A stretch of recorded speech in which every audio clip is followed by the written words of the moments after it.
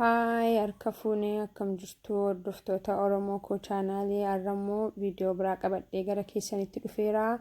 Viidiyoon koo har'aa akkuma isin ilaaltan kana maal isin hojjechuufan dhufee itittuu yookaan immoo baaduu isaan kanan isin hojjechuu dhufee.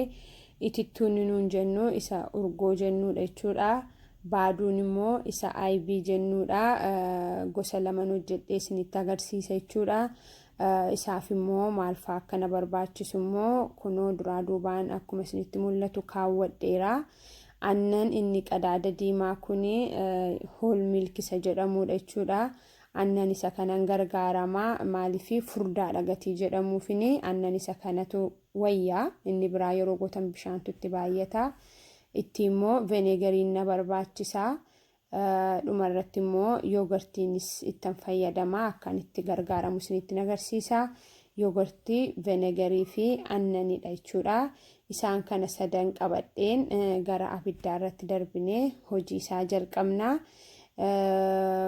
Isin immoo anuma faana turaa gara hojii isaatiitti haa darbinu. Amma egaa maaliin godhaa asitti abidda koon qabsiifadha jechuudha.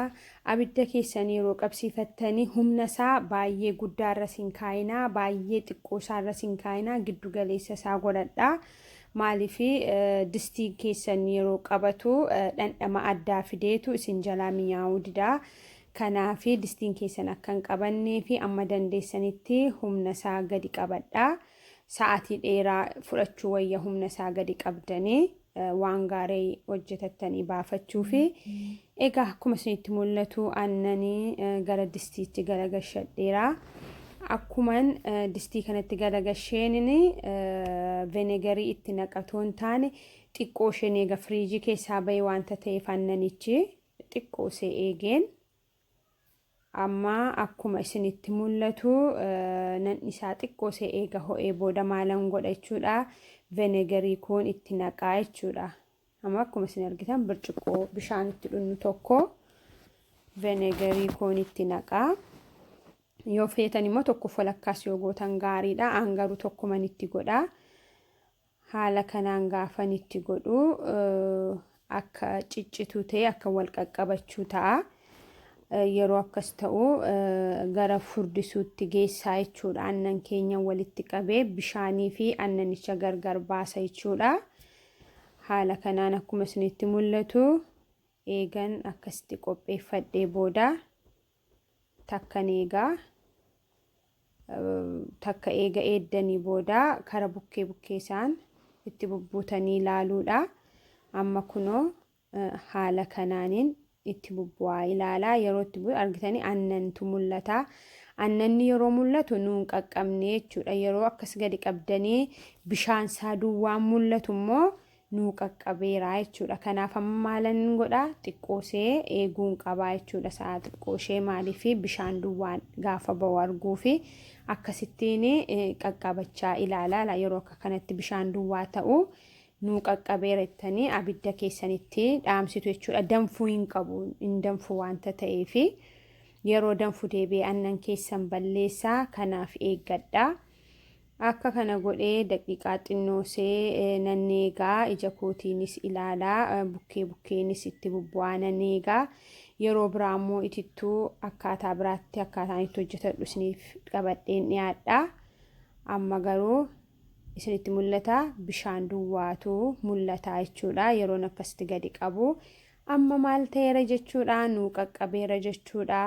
Abidda keessanitti dhaamsitanii akka xiqqoo ishee qabbanaa'uuf immoo ani sa'a tokko lafa kaayee eegee calalachuu fi xuruutti akkanaa qabbanaa'utti jechuudha. Sa'a tokko eega eeddanii booda gingishaa yookaan wanfiitii jedhamu sana qopheeffattanii isaan calalattu jechuudha. Bishaanichaa fi intini keessan gargar baafattu jechuudha. Kanaaf amma akkamitti akkan calaladhu immoo isinitti agarsiisa. Akkuma isin argitanii qodaan itti calaladhu qopheeffadheera. Gingishaan immoo isa kanadha.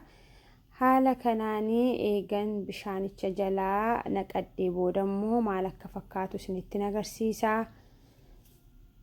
Qopheessee gara keessanitti dhufeera. Kunoo haala kanaanii bishaanicha wajjin gargar baaseera. Isa kanammoo iddoo lamatti qarqar godha. Itittuudhaa fi baaduun hojjedhee isinitti agarsiisuudhaaf jedha gatii ta'eef qodaa lamatti gargar qooda. Itittuu isa tokkotti itittuun godha, isa tokkotti baaduun godha jechuudha. Amma qullubbiin kun immoo urgeessuudhaaf na gargaara. Kanaaf isas yennaa qabaattan gaariidha. Amma walakkaasaa gara tokkotti naqadhee walakkaasaa immoo gara saanii qopheeffadheetti naqadha jechuudha. Gargariin baafadha.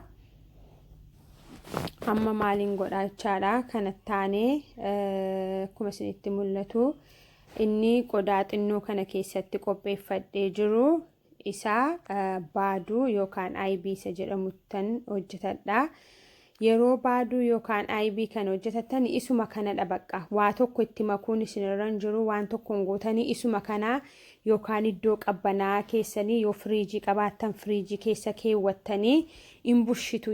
Yeroo bulutu inni wal qabatee baaduu nuu ta'a jechuudha. Baaduu yookaan aybii sana ta'a jechuudha. Kanaaf inni kun makaa tokko hin barbaachisu. Qullubbii keessan duwwaa akka isinii urgaa'uu fi gidduu kaawwattanii qadaaddattanii bushitu. Yeroo bulu yookaan immoo firiijii keessa yeroo gashitanii akka furdachuu ciccimuu ta'a jechuudha. Kanaaf gara firiijii keessattan dabarfadhaan amma isa kana qadaadee jechuudha. Kanaaf isinis akkuma sanatti godhattanii yeroo firiijii keessaa ba'u immoo maal akka fakkaatu isinitti agarsiisa. Inni kun baaduudha jechaadha. Amma baaduu koo raawwadheera. Amma isa lammataan isinitti agarsiisa. Itittuu akkas godhee itittuu kootti maalan naqadha jechuudha. Sila isinitti agarsiiseera. Yoogurtiin sila qopheeffadhe kana isa kanaa wajjin walitti makee nan qallisaa jechuudha. Lammansaa yeroo walitti maktanii qallistanii maal nuu ta'a jechuudha. Akkuma itittuutti itti gargaaramna jechuudha. Anammaa biyyan keessa jiraadhutti haala kanaanan fayyadama. Kana maankiyaa shaayisa guddaa 3-4 tokko eegan itti naqee booda waliin yeroo maku haala kanaanin naa qallata. Yeroo akkasitti qallatu qullubbii keessan keessaa buufattanii xinaaddama yoo qabaattan immoo inni urgeessaa isas keessa godhattanii haala kanaan biddeen bukkee, waxii bukkee, waan feetan bukkee kaawwattanii nyaachuu dandeessu. Karaa lamanuu bifa kanaan qopheessee isinitti agarsiiseera. Yeroo biraa immoo itittuu duwwaa mana koo keessatti akkamittiin hojjedha. Inni salphaadha. Isa immoo isinii qabadheen dhiyaadha. Ani viidiyoo koo gamanumaan raawwadheera. Yennaa jaallattan laayik, sheer, sabskiraayib gochuun na jajjabeessa. Waan na wajjiniin turtaniif hamma dhumaatti immoo galatoomaa. Firiijii keessaa yeroo ba'u baaduun koo kana fakkaata. Baaduun yeroo baay'ee buluu qaba. Yeroo buluu baay'ee bareedee ba'a. Urgoon keessaniitiinis bareedee nuu qaqqabeera. Baay'ee galatoomaa. Egaa viidiyoo biraa namni deebi'ee isinitti dhufutti nagaan naa tura.